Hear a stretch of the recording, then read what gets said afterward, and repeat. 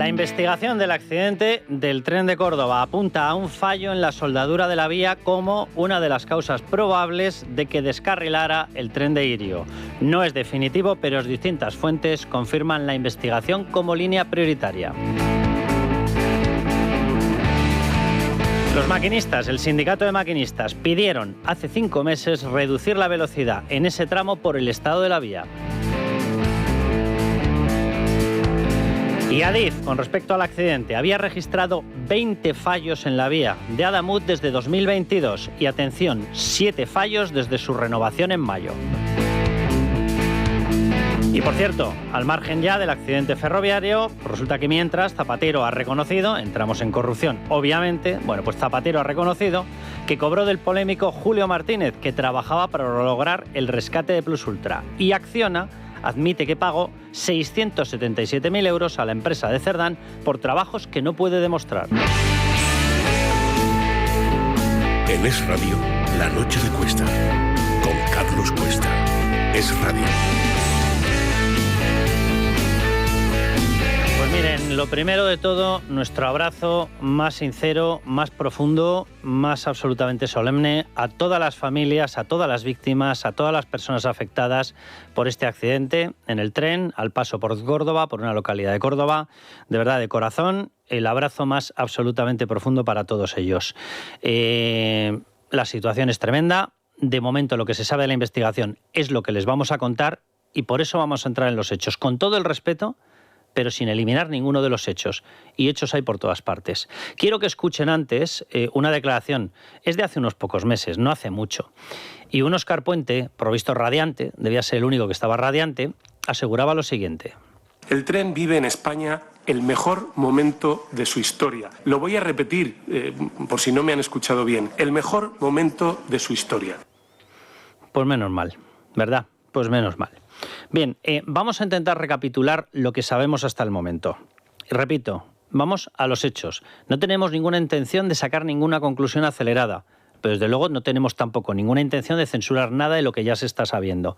Y lo que les vamos a contar es lo que se sabe hasta ahora. Más allá de las cifras, luego Sandra León nos va a actualizar. Por desgracia, la cifra de fallecidos sigue creciendo, por desgracia. Por desgracia, yo no sé si esa va a ser la cifra definitiva, lo digo con toda la humildad y con toda la inocencia. Lo digo básicamente porque la cifra de desaparecidos sigue siendo absolutamente escalofriante. Veremos qué es lo que acaba pasando. Ninguna intención en anticipar nada, ninguna intención en dar ninguna cifra escandalosa. No, el periodismo no se dedica a eso. A lo que nos dedicamos es a contar lo que pasa. Y les vamos a contar lo que pasa. Datos, hechos. Que la investigación del accidente está apuntando ahora. Hay determinados medios de comunicación que hablan de línea prioritaria, hay otros que hablan de 3 líneas de investigación. Una sería la velocidad, parece que se está descartando, no tiene pinta de que haya habido un exceso de velocidad. La velocidad en ese tramo permitida, óptima, etcétera, llegaría hasta los 250 km por hora. Y da la sensación de que ninguno de los 2 trenes que colisionan, el que sale, el que se descarrila primero, ni el otro contra el que choca, da la sensación de que ninguno iba superando o iba más de esa velocidad. Pero bueno, la línea de investigación sigue abierta. Segunda línea de investigación, podría apuntar a un fallo en el tren. ¿La investigación está abierta? La investigación está abierta. Ahora, hay datos que tampoco parece que estén apuntando a que esa línea sea la prioritaria. ¿Por qué? Porque el tren era medianamente moderno, o más bien muy moderno, del año 2022, porque acababa de pasar por taller y había sido revisado, y eso parece que terminó el proceso de revisión nada más y nada menos que el 15 de enero. Es decir, hace nada, hace absolutamente nada. Acababa de salir del taller. Y la tercera línea de investigación apunta a un fallo en la infraestructura. La infraestructura es Adif. Adif depende del gobierno. Depende del Ministerio de Óscar Puente. ¿De qué se está hablando? En estos momentos se está hablando de un posible fallo en la soldadura. Veremos qué es lo que hay. También se ha hablado del funcionamiento de las agujas. De momento, repito, no hay ninguna conclusión. No hay nada concluyente. Ahora, son líneas de investigación. Y les repito, hay varios medios de comunicación que en estos momentos dicen, y cito literalmente y textualmente, que la línea prioritaria de investigación sería precisamente un fallo, les leo literal, en la soldadura de la vía como causa muy probable del descarrilamiento del Irio. Eso es lo que se está diciendo. Otros medios de comunicación, con mayor cautela o con menor conocimiento de las fuentes, puede ser cualquiera de las 2 opciones, aseguran que Sería una de las líneas de investigación, sin llegar a explicar si sería la prioritaria o la no prioritaria. Vamos a dejarlo ahí. El hecho es este. Siguiente hecho. Que el sindicato de maquinistas había pedido hace 5 meses, en concreto en agosto, tenemos el documento, reducir la velocidad en ese tramo. Argumentación, que el tren pegaba botes. Lo que están diciendo los maquinistas es que cuando tú te das cuenta de que un tren va pegando botes, es que evidentemente el contacto con la vía no es el óptimo. Y si el contacto con la vía no es el óptimo, puede ocurrir. Un accidente puede ocurrir. El documento es de agosto. El fin de la reparación, porque ha salido inmediatamente el Ministerio a decir, era una vía recién, más que reformada, arreglada. Bueno, tendrán que explicarnos exactamente cuál fue la magnitud y cuál fue la profundidad del arreglo. Lo cierto es que esa vía había terminado de arreglarse, repararse, cada uno que lo llame como quiera, tenía un contrato público y eso había terminado en mayo. Y el comunicado del sindicato de maquinistas fue en agosto, es decir, después de la reparación, el sindicato de maquinistas, les leo literalmente, pidió reducir la velocidad del tramo por el estado de la vía.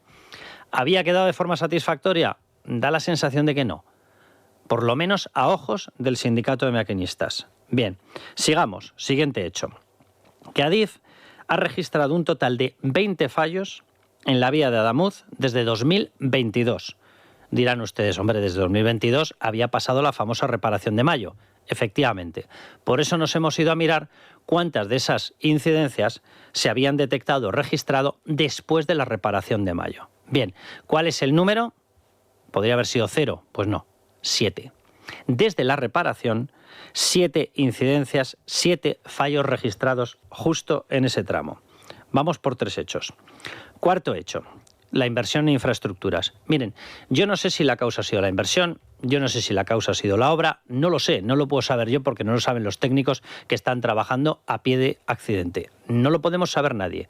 Pero repito, lo que les estamos dando son hechos. Cuarto hecho, la inversión en España, desde el Gobierno se está diciendo que es óptima. Desde el Gobierno, ya han escuchado a Óscar Puente, se está diciendo que no ha dejado de crecer, que en la vida había vivido el tren un momento como el actual.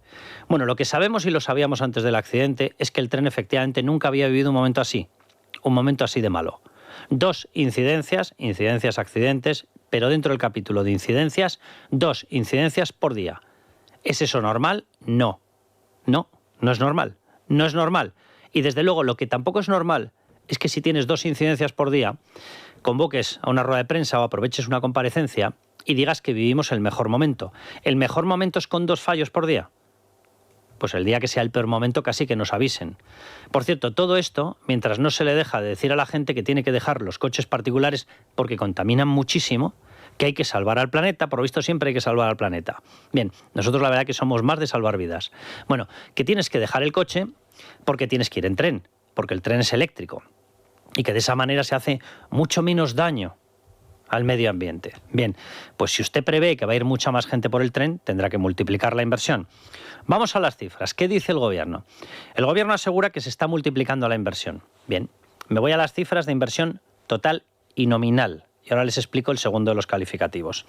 En 2015, 465,5 millones de inversión en mantenimiento de la red de alta velocidad por parte de los organismos públicos y evidentemente meto aquí, lógicamente, al gestor de infraestructuras, a Adif, ¿vale? El que gestiona, vigila y mantiene las vías.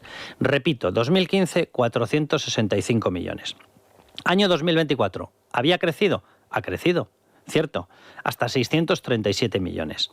Último año, 2025, no tenemos la ejecución presupuestaria, pero sí tenemos los objetivos y órdenes de todas las obras presupuestadas. 681,3 millones. ¿Eso significa que ha crecido? Sí, nominalmente. ¿Por qué digo nominalmente? Vale, pues porque resulta que en los últimos 10 años y por el camino, la vía ha ganado 834 kilómetros. La vía ha crecido, se ha hecho más vía, 834 kilómetros.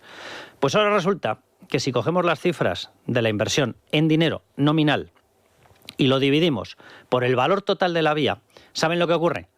Que no ha crecido, ha bajado. La inversión con respecto al volumen total, al valor total de nuestra vía, ha bajado en esos 10 años un 16%. Repito, mientras le estamos diciendo a toda la gente que tiene que coger el tren, mientras la vía se ha abierto y se ha metido más operadores, mientras el desgaste de las vías es mayor. No es una opinión. Es mayor porque hay más operadores. Es mayor porque hay más consumidores. Es mayor porque pasan más trenes por cada una de esas vías. Pero es que este dato ni tan siquiera tiene en cuenta la inflación. Porque evidentemente reparar una cosa ahora no es exactamente igual, y menos en dinero, que repararla hace 10 años. Si le metemos la actualización del coste, resulta que nos vamos a una cifra escandalosa que debería haber llamado la atención del gobierno. Y es que resulta que metiendo todos los datos con respecto a hace 10 años, la inversión se evalúa por millón de valor de infraestructura, así lo evalúan ellos. La inversión por el total de vías ha bajado un 42,5%. Repito, cuando le están diciendo a la gente que tiene que coger el tren sí o sí, porque si no asesina al planeta. Repito, son datos. Y me voy al último y quinto dato. La obra, famosa, fue adjudicada a una UTE. ¿Quién estaba en esa UTE? Una empresa que se llama ADVI. ¿Estoy juzgando algo? No, repito, estoy contando hechos. ¿Esto es la causa? No, ni idea, no lo sé. Pero creo que ustedes tienen todo el derecho del mundo a saberlo y a conocer estos datos. Bien, en esa UTE estaba ADVI, una empresa llamada ADVI. ADVI tuvo adjudicaciones en total en las distintas UTEs por valor de 165 millones de euros en el último tramo. Por cierto, en el último tramo y en el tramo que está siendo investigado por la UCO. En el tramo temporal que está siendo investigado por la trama de presunto amaño de obras públicas. Bien, esta empresa contrató a Koldo García Izaguirre en 2023 para asesorar en Hispanoamérica. ¿Cuáles fueron las condiciones del contrato de asesoría? 6.000 euros al mes de sueldo, de nómina, y el 0,75% de cada obra conseguida. Repito, son hechos. Bien, ¿esta UTE con esta empresa consiguió el tramo en cuestión? Sí, lo consiguió. Guadalmedina, Córdoba, consiguió la adjudicación. Valor de la obra, 52,49 millones. La UTE incluía ADVI. El contrato de Koldo estaba operativo desde 2023 y se rompió, se paralizó, con la detención de Koldo García Izaguirre en febrero de 2024. Ustedes tienen los hechos. A partir de ahí juzguen ustedes. O sea, nosotros no vamos a sacar ninguna conclusión anticipada, pero les repito, lo que no vamos a hacer es censura. Y lo que no vamos a hacer es hurtar a nadie de conocer los hechos que estamos poniendo en estos momentos en circulación. Esto es así. ¿A partir de ahí es la causa? Yo no lo sé. Ni lo sé yo, ni lo saben los técnicos que en estos momentos están analizando todo. Pero desde luego es el contexto. Y el contexto, ustedes tienen todo el derecho del mundo a conocerlo. Hasta aquí esa información. Y a partir de aquí, mi opinión. Miren, al final cuando un gobierno se dedica a lo que no se tiene que dedicar y no se dedica a lo que se tiene que dedicar, ocurren determinadas cosas. ¿Esta es una de ellas? No lo sé. Pero que desde luego la infraestructura ferroviaria no está recibiendo el dinero que tendría que recibir, es obvio. Y que cosas que no deberían estar recibiendo ningún dinero lo están recibiendo es absoluta y extremadamente obvio también. ¿A qué me refiero?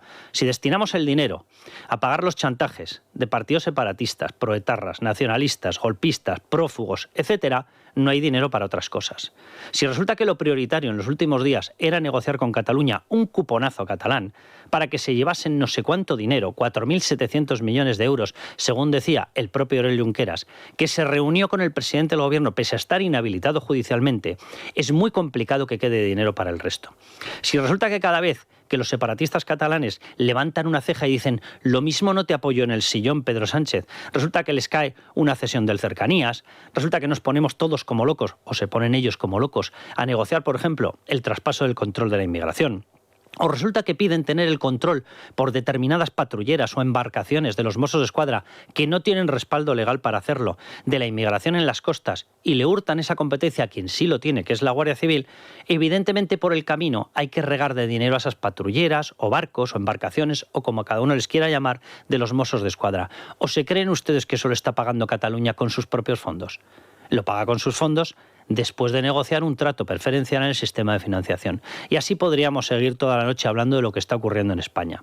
Cuando tú te dedicas en el gestor de infraestructuras, ADIF, a colocar prostitutas, porque resulta que hay un ministro en aquel momento, exministro ahora, que su prioridad no eran los procesos de selección, sino, repito, colocar prostitutas, creo que estaremos todos de acuerdo en que a lo mejor ADIF no está en su mejor momento. Y ADIF es el gestor de infraestructuras. Yo sé lo que ha pasado, no sé lo que ha pasado, pero sé lo que no debe pasar en un país. En un país no debe haber colocación de prostitutas de ningún ministro. En un país no debe haber manoseo de los procesos de selección. En un país debe haber una atención por los problemas de la población. En materia ferroviaria y de vivienda y fiscal, y de pensiones, y laboral, y de todo lo que ustedes imaginen, y de control de la inmigración. Y en estos momentos en España no hay nada de eso. ¿Eso es la causa del accidente? No. ¿Es el contexto? Repito, sí.